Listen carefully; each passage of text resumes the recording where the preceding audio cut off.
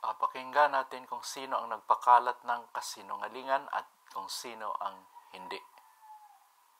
Nung nagkaroon ng malaking krimen sa Estados Unidos na merong namatay dahil sa drug overdose, at kung makikita ninyo doon sa police report ay nandoon ang pangalan ni First Lady Lisa Marcos, na isa sa mga tao doon sa loob ng kwarto kung nasaan yung tao ay nag-overdose sa suspected drug overdose sa hotel room, at ang daming nakikitang white powder substance na sinabi doon sa police report ay suspected cocaine din. Sa kanya pala nang galing ang fake news. Siya pala ang source ng fake news na ito na pinapakalat. Get out!